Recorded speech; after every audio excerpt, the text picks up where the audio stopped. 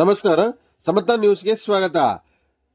ಶ್ರೀ ಕ್ಷೇತ್ರ ಧರ್ಮಸ್ಥಳ ಗ್ರಾಮಾಭಿವೃದ್ಧಿ ಯೋಜನೆ ಬಿಸಿ ಟ್ರಸ್ಟ್ ಶಿಡ್ಲಘಟ್ಟ ಹಾಗೂ ಜಿಲ್ಲಾ ಜನಜಾಗೃತಿ ವೇದಿಕೆ ಚಿಕ್ಕಬಳ್ಳಾಪುರ ಇವರ ಸಹಯೋಗದಿಂದ ಚೀಮಂಗ್ಲ ಕ್ಷೀರಭವನದಲ್ಲಿ ಗಾಂಧಿ ಸ್ಮೃತಿ ಮತ್ತು ದುಶ್ಚಟಗಳ ನಿರ್ಮೂಲನೆ ಮತ್ತು ಜಾಗೃತಿ ಕಾರ್ಯಕ್ರಮವನ್ನು ಹಮ್ಮಿಕೊಂಡಿದ್ದರು. ಚಿಕ್ಕಬಳ್ಳಾಪುರ ಜಿಲ್ಲೆ ಶಿಡ್ಲಘಟ್ಟ ತಾಲೂಕು ಚೀಮಂಗ್ಲ ಗ್ರಾಮದ ಕ್ಷೀರಭವನದಲ್ಲಿ ಗಾಂಧಿ ಸ್ಮೃತಿ ಮತ್ತು ದುಶ್ಚಟಗಳ ನಿರ್ಮೂಲನೆ ಕಾರ್ಯಕ್ರಮವನ್ನು ಜಿಲ್ಲಾ ಜನಜಾಗೃತಿ ವೇದಿಕೆಯ ಕೋಶಾಧಿಕಾರಿಗಳಾದ ಸುರೇಶ್ ಹಾಗೂ ಸದಸ್ಯರಾದ ತ್ಯಾಗರಾಜ್, ಪಿಡಿಒ ತನ್ವೀರ್ ಅಹಮದ್ ರವರುಗಳು ಕಾರ್ಯಕ್ರಮವನ್ನು ಉದ್ಘಾಟಿಸಿದರು. ನಂತರ ಮಾತನಾಡಿದ ಪಿಡಿಒ ತನ್ವೀರ್ ಅಹಮದ್, ಗಾಂಧೀಜಿಯವರ ಈ ದೇಶವನ್ನು ಸ್ವಚ್ಛ ಭಾರತ ಮತ್ತು ರಾಮರಾಜ್ಯವನ್ನಾಗಿ ನೋಡಬೇಕೆಂಬುದು ಅವರ ಆಶಯವಾಗಿತ್ತೆಂದರು. ಜನಜಾಗೃತಿ ವೇದಿಕೆಯ ಕೋಶಾಧಿಕಾರಿಗಳಾದ ಇತ್ತಳ್ಳಿ ಸುರೇಶ್ ಅವರು ಮಾತನಾಡಿ, ಶ್ರೀ ಕ್ಷೇತ್ರ ಧರ್ಮಸ್ಥಳ ವೀರೇಂದ್ರ ಹೆಗ್ಗಡೆಯವರು ಪೂಜ್ಯರಾದ ಇವರು ನಮ್ಮ ಕರ್ನಾಟಕ ರಾಜ್ಯದಲ್ಲಿ ಸುಮಾರು ಕೆರೆಗಳಿಗೆ ಹೂಳೆತ್ತುವ ಕಾರ್ಯಕ್ಕೆ ಮತ್ತು ದೇವಾಲಯಗಳಿಗೆ ಹಾಗೂ ಡೈರಿಗಳ ಕಟ್ಟಡಗಳ ನಿರ್ಮಾಣಗಳಿಗೆ ಧನಸಹಾಯವನ್ನು ಮಾಡಿದ್ದಾರೆ. ಇಂತಹ ಪೂಜ್ಯರಿಂದ ಈ ರಾಜ್ಯಕ್ಕೆ ಇನ್ನೂ ಹಲವು ಕಾರ್ಯಕ್ರಮಗಳು ಹೀಗೆ ನಡೆಯಲಿ ಎಂದು ತಮ್ಮ ಆಶಯವನ್ನು ವ್ಯಕ್ತಪಡಿಸಿದರು. ಈ ಕಾರ್ಯಕ್ರಮದ ಮೂಲ ಉದ್ದೇಶ ದುಶ್ಚಟಗಳಿಗೆ ಬಲಿಯಾದವರು ಇಲ್ಲಿನ ಜಾಗೃತಿ ಶಿಬಿರಗಳಲ್ಲಿ ಪಾಲ್ಗೊಂಡು ಕುಡಿಯುವುದನ್ನು ಬಿಟ್ಟಂತವರು ಈ ಕಾರ್ಯಕ್ರಮದಲ್ಲಿ ಮಾತನಾಡಿದರು. ಈ ಕಾರ್ಯಕ್ರಮದಲ್ಲಿ ಗ್ರಾಮ ಪಂಚಾಯತಿಯ ಅಧ್ಯಕ್ಷರಾದ ಇಂದ್ರಮ್ಮ ಅಧ್ಯಕ್ಷತೆಯನ್ನು ವಹಿಸಿದ್ದರು. ಗ್ರಾಮ ಪಂಚಾಯತಿಯ ಉಪಾಧ್ಯಕ್ಷರಾದ ಅರಕೆರೆ ಶ್ರೀನಿವಾಸ್ ಹಾಗೂ ಸದಸ್ಯರುಗಳಾದ ಅಯ್ಯಣ್ಣ, ಸರಸ್ವತಿ, ಸುಮಿತ್ರ, ಅನ್ನದಾಸೋಹ ಸಮಿತಿ ಅಧ್ಯಕ್ಷರಾದ ಶ್ರೀ ರಮೇಶ್, ಜನಜಾಗೃತಿ ವೇದಿಕೆಯ ಸದಸ್ಯರಾದ ತ್ಯಾಗರಾಜ್, ವೆಂಕಟಸ್ವಾಮಿ ರೆಡ್ಡಿ, ಪಲ್ಲವಿ, ಅರುಣ, ಕ್ಷೇತ್ರ ಧರ್ಮಸ್ಥಳ ಯೋಜನಾ ಟ್ರಸ್ಟ್ನ ಸದಸ್ಯರುಗಳು ಹಾಗೂ ಸುತ್ತಮುತ್ತಲಿನ ಗ್ರಾಮಸ್ಥರು ಹಾಜರಿದ್ದರು. ಈ ಕಾರ್ಯಕ್ರಮದ ರೂವಾರಿಯಾದ ಪ್ರಶಾಂತ್ ರವರು ಈ ಕಾರ್ಯಕ್ರಮವನ್ನು ನಿಯೋಜನೆ ಮಾಡಿದ್ದರು. ವರದಿ ಅರಕೆರೆ ಮುನ್ರಾಜ್, ಸಮತಾ ನ್ಯೂಸ್, ಶಿಡ್ಲಘಟ್ಟ. ನಮಗೆ ಅವರು ಯಾವ ತರ ಮಾಡಿದ್ರು ಅನ್ನೋದು ಇವಾಗ ಜನಗಳಿಗೆ ಅರಿವಾಗಬೇಕು. ಅಕ್ಕಪಕ್ಕ ಮನೆಗಳಲ್ಲಿ ಈಗ ನೋಡ್ತಾ ಇದ್ರು ಆ ಮಕ್ಕಳಿಗೆ ಏನ್ ಬೇಕು, ಆ ಗಿಡ ಮನೆ ಪಾಯದಲ್ಲಿರೋ ಗಿಡ ಕೀಳ್ಬೇಕು ಅಂದ್ರೆ ಅವ್ರ ಮನೆ ಗಿಡನೇ ನಾವು ಕೀಳ್ಬೇಕು. ಅವ್ರಿಗೆ ಇರ್ಬೇಕು ಅದನ್ನ ಅಂತ ನಾವು ಅನ್ಕೊಂಡು ಈಗ ಸ್ವಲ್ಪ ಅವರೆಲ್ಲ ಸುತ್ತಾಡಿ ಪೇಪರ್ ಅಂತೆ ಪೇಪರ್ ಗಿಡ ಕಾಂಗ್ರೆಸ್ ಗಿಡಗಳು ಅದು ಜಾಸ್ತಿ ಇದೆ. ನಾನೆಲ್ಲ ಕಿತ್ತಾಕ್ತಾರೆ. ನಮ್ಗೆ ಅನಿಸ್ತು ನಮ್ಮ ಮನೆ ಹತ್ರ ನಾವು ಸ್ವಚ್ಛ ಮಾಡ್ಕೊಳ್ಳೋದ್ರೆ ಬೇರೆಯವ್ರ ಕರ್ಮ ಬಂದು ಅವ್ರನ್ನೇನ್ ಮಾಡಿಸಿ ನಮ್ಗೆ ಸಾಕು. ಸ್ವಚ್ಛ ಭಾರತ ಮಿಷನ್ ಅಂತ ಏನ್ ಹೇಳ್ತೀರಿ ಗ್ರಾಮೀಣ, ಅದು ಸಹ ಬಹಳಷ್ಟು ಕಾರ್ಯಕ್ರಮಗಳನ್ನ ಈಗಾಗಲೇ ಹಮ್ಮಿಕೊಂಡಿದೆ. ಅದೇ ಈಗ ನಿಮಗೆ ಹೇಳ್ಬೋದು, ಪ್ರತಿಯೊಂದು ಮನೆಗಳಲ್ಲಿ ಶೌಚಾಲಯನ ಕಟ್ಸ್ಕೊಳ್ಳುವಂಥದ್ದಾಗಿರ್ಬೋದು, ಹಾಗೂ ಗ್ರಾಮಗಳಲ್ಲಿ ಏನು ಹಸಿ ಕಸ ಒಣ ಕಸ ಅಂತ ಇರುತ್ತೆ ಅದನ್ನ ಬೇರ್ಪಡಿಸಿ ಅದನ್ನ ಒಂದು ಘಟ್ಟಕ್ಕೆ ಬಳಸುವಂತಹ ಒಂದು ಕಾರ್ಯಕ್ರಮ ಆಗಿರ್ಬೋದು. ಆ ಥರ ಬಹಳಷ್ಟು ಕಾರ್ಯಕ್ರಮಗಳು ಗ್ರಾಮ ಪಂಚಾಯತಿ ಮಟ್ಟದಲ್ಲೂ ನಡೀತಾ ಇದೆ. ತಮ್ಮಲ್ಲಿ ನಾನು ಕಳಕಳಿ ಏನು ಬಹಳಷ್ಟು ಜನ ಹೆಣ್ಣುಮಕ್ಕಳಿದ್ದೀರಾ ಅವರಲ್ಲಿ ಕೇಳ್ಕೊಳ್ಳೋದು ಏನಂದ್ರೆ, ಪ್ರತಿ ಗ್ರಾಮದಲ್ಲೂ ನಮ್ಮ ಗ್ರಾಮ ಪಂಚಾಯತಿಯ ಪ್ರತಿ ಗ್ರಾಮದಲ್ಲೂ ನಮ್ಮ SDF ವಾಹನ ಸ್ವಚ್ಛ ವಾಹಿನಿ ಏನಿದೆ ಬರ್ತಾ ಇದೆ ಅಲ್ವಾ? ಯಾರಾದ್ರೂ ಗ್ರಾಮದಲ್ಲಿ ಬರ್ತಾ ಇಲ್ವಾ? ಹೇಳ್ಬೋದು, ಬರ್ತಾ ಇರ್ತಾನೆ. ಸೊ ಎಲ್ಲರೂ ಅದು ಕಸವನ್ನ ಅದ್ರಲ್ಲಿ ಹಾಕ್ತಾ ಇದ್ದೀರಾ? ಹಾಕ್ತಾ ಇದ್ರೆ ಇಲ್ಲ ಆಗ್ತಾ ಇದೆ. ಯಾರು ಹಾಕಿಲ್ಲ ಅಂತ ದಯವಿಟ್ಟು ಹಾಕಿ. ಗ್ರಾಮದ ಸ್ವಚ್ಛವಾಗಿರ್ಬೇಕು. ಈ ಪ್ಲಾಸ್ಟಿಕ್ ಏನು ನಿಷ್ಕಾರಣ ಗೊತ್ತಿದೆ, ಅವಶ್ಯಕತೆ ಇಲ್ಲ.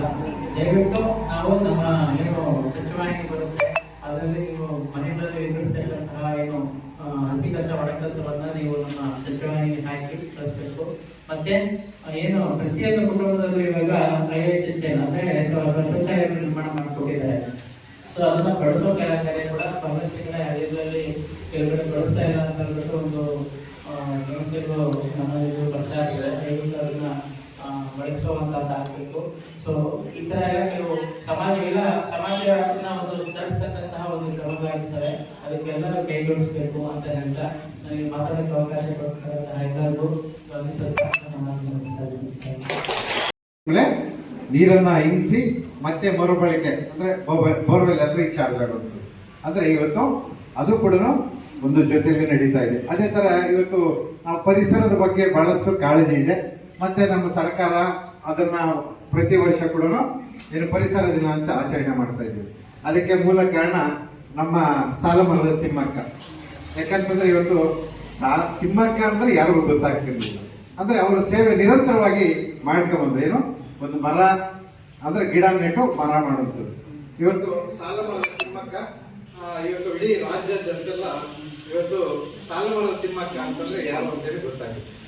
ಅಂದ್ರೆ ಇವತ್ತು ಆ ಪರಿಸರ ದಿನ ನಾವು ಪ್ರತಿ ವರ್ಷ ಕೂಡ ಏನು ಸರ್ಕಾರ ಮತ್ತೆ ವೀರೇಂದ್ರ ಹೆಗ್ಗಡೆಯವರ ಒಂದು ಕಾರ್ಯಕ್ರಮಗಳ ನೇತೃತ್ವದಲ್ಲಿ ಪರಿಸರ ದಿನಾಚರಣೆ ಮತ್ತೆ ಗಿಡ ನೆಡುವುದು. ನಾವೇನ್ ಮಾಡ್ತಾ ಇದ್ವಿ, ಗಿಡ ನೆಡ್ತಾ ಇದೀವಿ. ಆದ್ರೆ ನಾವು ಎಲ್ಲಿ ಸ್ವಲ್ಪ ಇಡುತ್ತಾ ಇದೀವಿ ಅಂತಂದ್ರೆ ಗಿಡ ನೆಟ್ಟ ಮೇಲೆ ನಮ್ಮ ಕೆಲಸ ಮುಗಿ, ಅದು ಉಳಿನ ಹೋಗೋದು ಹೋಗೋದ್ರೂ ಹೋಗ್ಬೋದು. ಖಂಡಿತ ಅದಾಗಬಾರ್ದು. ಯಾಕಂದ್ರೆ ಒಂದು ಗಿಡ ನೆಟ್ಟು ಅದು ಪೋಷಣೆ ಮಾಡಿ ಸ್ವಲ್ಪ ದೊಡ್ಡದು 3 ವರ್ಷ ನಾವು ಅದನ್ನ ಪ್ರಯತ್ನ ಪಟ್ರೆ ಅದು ಸಕ್ಸಸ್. ಯಾಕಂತಂದ್ರೆ ನಮಗೆ ಏನು ಗಾಳಿ ಆಕ್ಸಿಜನ್ ಬೆಲೆ ಯಾವಾಗ ಗೊತ್ತಾಯ್ತು ನಮ್ಗೆ? ಯಾರಾದ್ರೂ ಹೇಳ್ಬೋದಾ? ಖಂಡಿತ. ಯಾಕಂದ್ರೆ ಕೊರೋನಾ ಸಂದರ್ಭದಲ್ಲಿ ನಮ್ಗೆ ಆಕ್ಸಿಜನ್ ಗಾಳಿ ಬೆಲೆ ಗೊತ್ತಾಗಿದೆ. ಅಲ್ಲಿವರೆಗೂ ನಮ್ಗೆ ಗೊತ್ತಾಗಿಲ್ಲ. ಅಲ್ಲಿವರೆಗೂ ನಾವೇನ್ ಮಾಡಿದ್ವಿ, ಮರ ಹಾಕಿದ್ರು, ನಾವು ಕಡಿದು ಅಡಿಗೆ ಮಾಡ್ಕೊಂಡು ಏನಾದ್ರು ಉಪಯೋಗಿಸ್ಕೊಂಡ್ವಿ. ಆದ್ರೆ ಆ ಪರಿಸ್ಥಿತಿ ಇವತ್ತು ಕೋಟ್ಯಾಂತರ ರೂಪಾಯಿ ಅಂದ್ರೆ ಶ್ರೀಮಂತರು ಇದ್ರು ಕೂಡ ಆಕ್ಸಿಜನ್ಗೆ ಕೋಟ್ಯಾಂತರ ರೂಪಾಯಿ ಕೊಡ್ತೀವಿ ಅಂದ್ರೂ ಆಕ್ಸಿಜನ್ ಸಿಗಲಿಲ್ಲ ಅಂದ್ರೆ ಗಾಳಿ ಸಿಗಲಿಲ್ಲ. ಅಂತ ಪರಿಸ್ಥಿತಿ ನಾವು ಕಂಡ್ವಿ. ಅಂದ್ರೆ ಮನೆಯಲ್ಲಿ ನಾವು ಭಯ ಪಟ್ಟು ಎಲ್ಲ ಒಳಗಡೆ ಔತ್ಕೊಂಡಿದ್ವಿ. ಯಾಕಂದ್ರೆ ಪ್ರಾಣದ ಭಯ. ಹಾಗಾಗಿ ಇವತ್ತು ನಾವೆಲ್ಲ ಪರಿಸರದ ಬಗ್ಗೆ ಏನು ಅವತ್ತು ಒಂದು ದಿನ ಹಮ್ಮಿಕೊಳ್ತಾ ಇದೀವಿ, ಅದರ ಬದಲಾಗಿ ನಮ್ಮ ಒಂದು ಅಳಿಲು ಸೇವೆ ಇವತ್ತು ಸರ್ಕಾರ ಇರ್ಬೋದು, ವೀರೇಂದ್ರ ಹೆಗ್ಗಡೆಯವರು ಮಾಡ್ತಾ ಇದ್ದಾರೆ. ಅದು ನಮ್ದು ಒಂದು ಸೇವೆ ನೋಡ್ಬೇಕಲ್ಲ. ಹಾಗಾಗಿ ನಾವೆಲ್ಲ ಏನ್ ಮಾಡ್ತಾ ಇದ್ವಿ, ನಮ್ಮ ಮಕ್ಕಳನ್ನ ಬರ್ತಡೇ ಮಾಡ್ಕೊಡ್ತಾ ಇದ್ವಿ, ಮಕ್ಕಳಿಗೆ ಹುಟ್ಟಿದ ಹಬ್ಬ ಆಚರಣೆ ಮಾಡ್ತಾ ಇದ್ವಿ. ಆದ್ರೆ ನಮ್ದು ಯಾವ್ದು ಅಭ್ಯಂತರ ಇಲ್ಲ, ಆಚರಣೆ ಮಾಡಿ. ಅದ್ರ ಜೊತೆಲಿ ಇವತ್ತು ಒಂದು ಆಚರಣೆ ಮಾಡ್ಬೇಕಂದ್ರೆ ಹುಟ್ಟಿದ ಹಬ್ಬಕ್ಕೆ ನಾವು ಒಂದು 2,000ನೋ 3,000ನೋ 5,000ನೋ ಖರ್ಚು ಮಾಡ್ತೀವಿ. ಆರ್ಥಿಕವಾಗಿರೋರು ಲಕ್ಷ ರೂಪಾಯಿ ಖರ್ಚು ಮಾಡ್ತಾರೆ. ಆದ್ರೆ ನಾವು ಹುಟ್ಟುಹಬ್ಬ ಆಚರಣೆ ಜೊತೆಲಿ ಅವತ್ತು ಗಿಡ ನೆಡುವಂತ ಒಂದು ಕಾರ್ಯಕ್ರಮನ ನಾವು ಮಾಡ್ಕೋಬಹುದಲ್ಲ. ಅಟ್ಲೀಸ್ಟ್ ನಮ್ಗೆ 5,000 ರೂಪಾಯಿ ಖರ್ಚಾಗುತ್ತೆ ಸರಳವಾಗಿ ನಾವು ಹುಟ್ಟುಹಬ್ಬ ಆಚರಣೆ ಮಾಡ್ತಾರೆ. ಅದ್ರ ಬದಲಾಗಿ ಜೊತೆಲಿ ಒಂದು 20 ರೂಪಾಯಿ 25 ರೂಪಾಯಿ ಕೊಟ್ರೆ ಒಂದು ಗಿಡ ಕೊಡ್ತಾರೆ. ಆ ಗಿಡನ ನಾವು ನೆಟ್ಟು ಅದನ್ನ ಒಂದು 2 ವರ್ಷ ಮಿನಿಮಮ್ ಇಲ್ಲ 3 ವರ್ಷ ಅದ್ರ ಪೋಷಣೆ ಮಾಡಿದ್ರೆ ನಮ್ಗೆ ಗಿಡದಿಂದ ಎಷ್ಟು ಲಾಭ? ನೆರಳು, ಗಾಳಿ, ಒಳ್ಳೆ ಹಣ್ಣು ಕೊಡ್ತದೆ. ಹಣ್ಣು ನಾವು ತಿನ್ಬೋದು. ಮತ್ತೆ ಹಿಂದೆ ಇರ್ತಕ್ಕಂಥ ಪಕ್ಷಿ ಪ್ರಾಣಿಗಳು ಇವತ್ತು ನಮ್ಗೆ ಕಾಣ್ತಾ ಇದೆ, ಎಲ್ಲ ಮಾಯ ಆಗುತ್ತಿದೆ. ಆ ಪಕ್ಷಿ ಪ್ರಾಣಿಗಳು ಕೂಡ ಒಂದು ಆಹಾರವಾಗುತ್ತದೆ. ನೋಡಿ, ಇಷ್ಟೊಂದು ನಾವು 25 ರೂಪಾಯಿ ಖರ್ಚು ಮಾಡಿದ್ರೆ ಎಷ್ಟೊಂದು ನಮಗೆ ಅನುಕೂಲ ಆಗ್ತದೆ. ಅದ್ರ ಜೊತೆಯಲ್ಲಿ ಇವತ್ತು ನಾವೇನ್ ಮಾಡ್ತಾ ಇದ್ದೀರಿ ಅಂತಂದ್ರೆ ಹಾಲು ಉತ್ಪಾದಕರ ಸಹಕಾರ ಸಂಘ ಇದೇ ಕಟ್ಟಡದಲ್ಲಿ ಇವತ್ತು ಕಾರ್ಯಕ್ರಮ ನಡೀತಾ ಇದೆ. ಇವತ್ತು ಹಾಲು ಉತ್ಪಾದಕರ ಸಹಕಾರ ಸಂಘ ಒಂದು ಕಟ್ಟಡ ಕಟ್ಟಿದ್ರೆ ಏನು ಪರಮಪೂಜ್ಯ ವೀರೇಂದ್ರ ಹೆಗ್ಗಡೆಯವರು ಸಹಾಯಧನ ಇಡೀ ನಮ್ಮ ತಾಲೂಕು, ಜಿಲ್ಲೆ, ರಾಜ್ಯಾದ್ಯಂತ ಕೊಡ್ತಾ ಇದ್ದಾರೆ. ಅದ್ರಲ್ಲಿ ನಮ್ಮ ತಾಲೂಕು ಕೂಡ ಬಹಳಷ್ಟು ಹಾಲು ಉತ್ಪಾದಕರ ಸಹಕಾರ ಸಂಘದವರು ಕೂಡ ಒಂದು ಸೇವೆಯನ್ನ ಪಡ್ಕೊಂಡಿದ್ದಾರೆ. ಅದೇ ತರ ದೇವಸ್ಥಾನಕ್ಕೂ ಕೂಡ ಏನೋ ಒಂದು ಹೊಸ ಕಟ್ಟಡ ಕಟ್ತಾ ಇದ್ರೆ ಆ ದೇವಸ್ಥಾನಕ್ಕೂ ಕೂಡ ಒಂದು ಸಹಾಯಧನವನ್ನು ಕೊಡ್ತಾ ಇದ್ದಾರೆ. ಅಂದ್ರೆ ಇವತ್ತು ನಮ್ಮ ಪರಮಪೂಜ್ಯರು ಏನು ಕೆಲಸಗಳನ್ನ ಮಾಡ್ತಾ ಇದ್ದಾರೆ ಅಂದ್ರೆ ಆಡು ಮುಟ್ಟದ ಸೊಪ್ಪಿಲ್ಲ ಅಂತಲ್ಲ, ಆತರ ನಿರಂತರವಾಗಿ ಪ್ರತಿಯೊಂದು ಕೆಲಸ ಕೂಡ ಮಾಡ್ತಾ ಇದ್ದಾರೆ. ಸತ್ಯ ಯಾವುದು ಸುಳ್ಳು ಯಾವುದು ಅಂತೇಳಿ ಇತ್ತೀಚಿನ ದಿನಗಳಲ್ಲಿ ಸತ್ಯ ಯಾವುದು ಸುಳ್ಳು ಯಾವುದು ಅಂತೇಳಿ ಗೊತ್ತಾಗ್ತಾ ಇದೆ. ಆದ್ರೆ ಪ್ರತಿಯೊಂದು ಕೂಡ ಒಂದು ಯಾವುದೇ ಒಂದು ಸ್ಥಾನಮಾನಕ್ಕೆ ಹೋದಾಗ ಯಾರು ಕೆಟ್ಟದ್ದು ಮಾಡಬೇಕು, ಕೆಟ್ಟದ್ದು ಮಾಡೋದು ಬಯಸಬೇಕು ಅಂತ ಬಯಸುವಂಥವ್ರಲ್ಲ. ಅನಿರೀಕ್ಷಿತವಾಗಿ ಆಗಿರ್ತಕ್ಕಂಥ ಘಟನೆಗಳು ಅದು ಸ್ವಲ್ಪ ಸಮಯ ತಗೊಂಡ್ರು ಕೂಡ ನಮಗೆ ಒಳ್ಳೆ ರಿಸಲ್ಟ್ ಸಿಗ್ತದೆ. ಯಾಕಂದ್ರೆ ಒಂದು ಪರೀಕ್ಷೆ ಬರೀಬೇಕಂತಂದಾಗ ನಮಗೆ 1 ವರ್ಷ ಸಮಯ ತಗೊಳ್ತದೆ. ಆದ್ರೆ ಎಕ್ಸಾಮ್ ಬರೆದ ಮೇಲೆ ತಾನೇ ನಮ್ಗೆ ರಿಸಲ್ಟ್ ಸಿಗೋದು.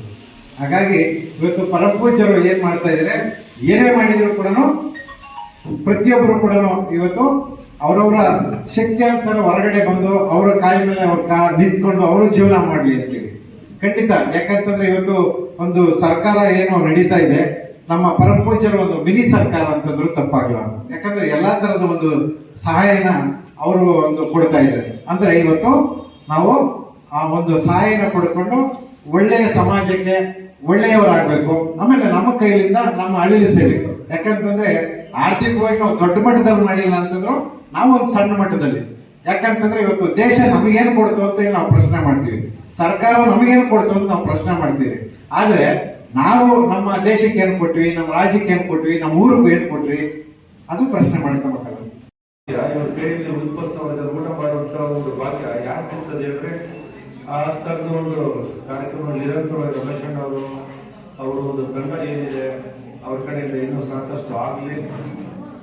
ಅವರು ನಮ್ಮ ಪೂಜ್ಯ ಹೆಗಡೆ ಅವರು, ನಮ್ಮ ಮಂಜುನಾಥ ಸ್ವಾಮಿಯ, ಅಣ್ಣಪ್ಪ ಸ್ವಾಮಿಯ ಆಶೀರ್ವಾದ ಸದಾ ರಮೇಶ್ ಅಣ್ಣ ಅವರ ತಂಡಕ್ಕೆ ಸಿಗಲಿ ಅಂತ ಹೇಳ್ತಾ ಇಷ್ಟೊಂದು ನಮ್ಮ ಧನ್ಯವಾದ ಸರ್ ಅವರು ಹೇಳಿದ್ರು, ನಮ್ಮ ತ್ಯಾಗಣ್ಣವರು ಎಳೆಯಾಗಿ ಹೇಳಿದ್ರು. ಧರ್ಮಸ್ಥಳ ಕ್ಷೇತ್ರದ ಎಷ್ಟೊಂದು ಸೌಲಭ್ಯಗಳು ಸಿಗ್ತಾ ಇದೆ ಅಂತಂದ್ರೆ ಸುಮಾರು ಸಾವಿರಾರು ಸೌಲಭ್ಯಗಳು ಸಿಗ್ತಾ ಇದೆ. ಇವತ್ತು ಅವರು ಪರಮ ಪೂಜ್ಯರು ಏನಿವತ್ತು ನಮ್ಮ ಗಾಂಧಿ ಸ್ಮೃತಿ, ಗಾಂಧಿನ ನಾವು ನಡೆಸ್ಕೊಂತ ಇವತ್ತು ನಾವು ಗಾಂಧಿ ನೋಡಿಲ್ಲ, ಬದುಕುಗಳಲ್ಲಿ ಓದಿರೋದು ನೋಡಿ. ಇವತ್ತು ಇನ್ನೂ 1000 ವರ್ಷಗಳು ಎಷ್ಟು ಬರ್ತಾ ಇರ್ತದೆ.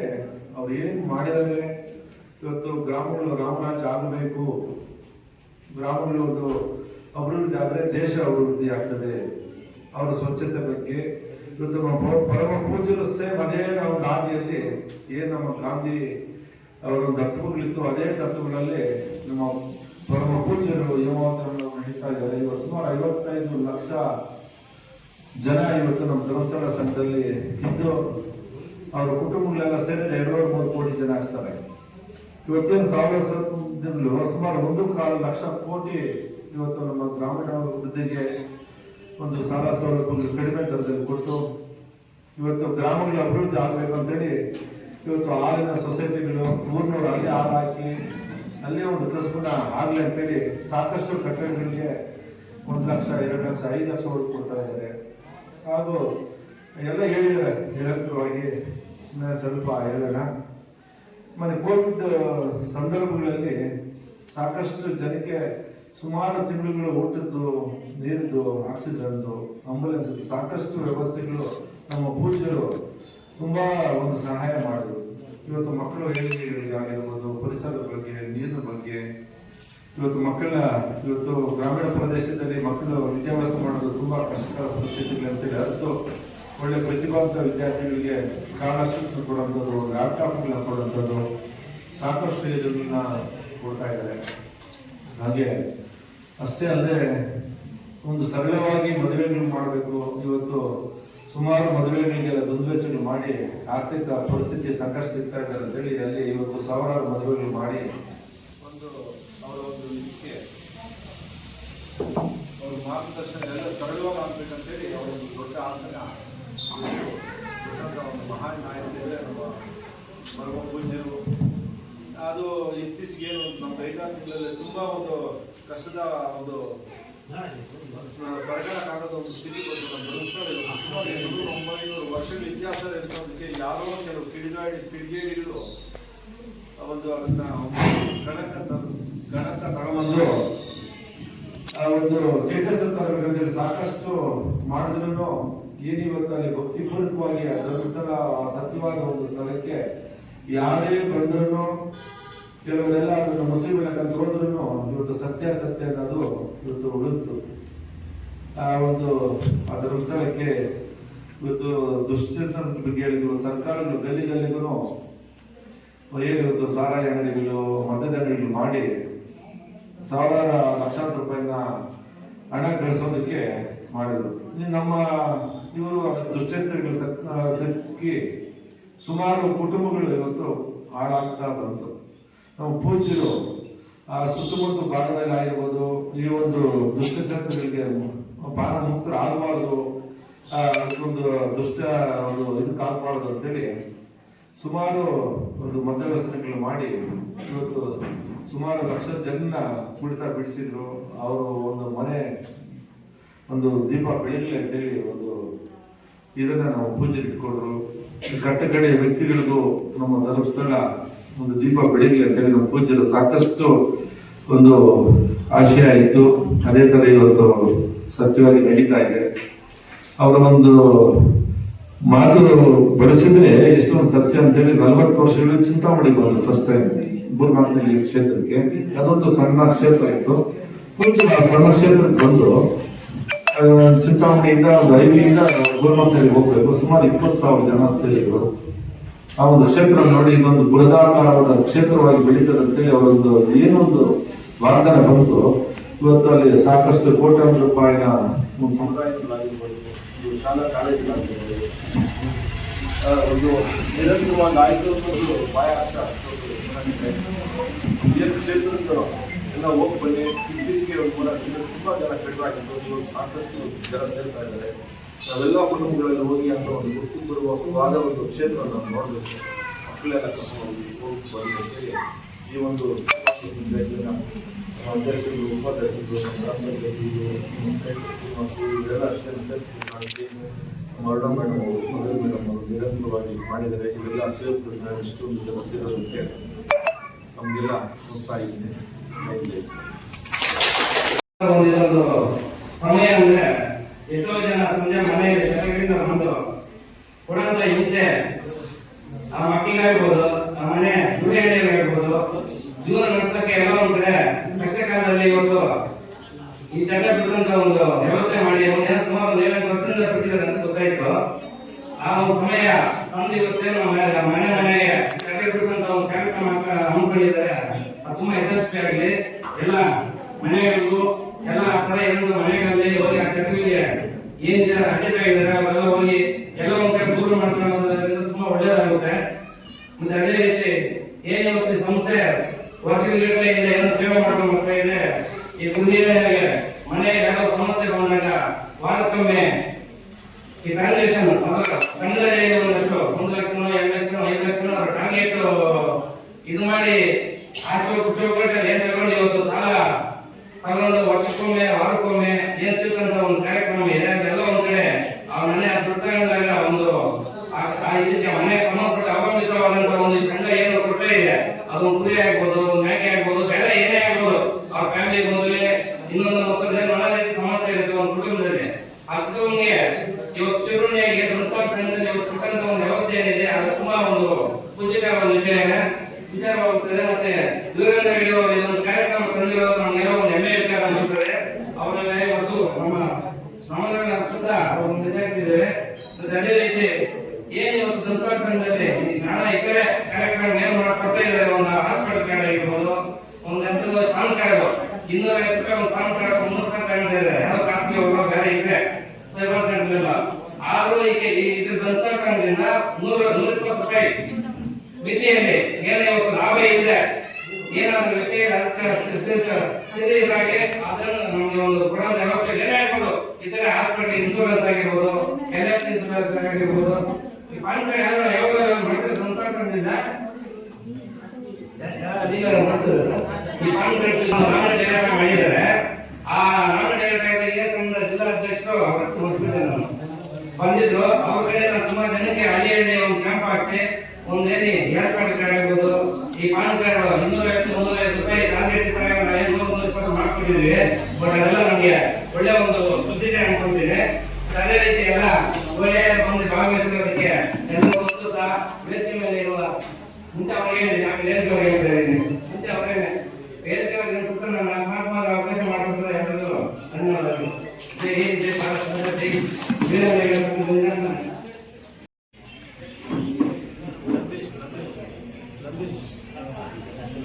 ಅದೇ ರೀತಿಯಲ್ಲಿ ಅವರ ಜೊತೆ ಆಗಿರುವ ಲೋಕೇಶ್ ಮತ್ತೆ ನಂದೀಶ್ ಅವರು ಕೂಡ ವೇದಿಕೆ ಮೇಲೆ ಬರಬೇಕಾಗಿ ತಮ್ಮಲ್ಲಿ ಕೇಳಿಕೊಡುತ್ತೇನೆ ಸರ್.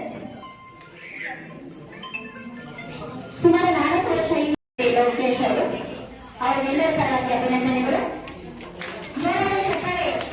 ಚಪ್ಪಾಳೆ ಅಕ್ಷರ ಚೆನ್ನಾಗಾಗ್ತದೆ. ಓಕೆನಾ? ಆಯ್ತಾ?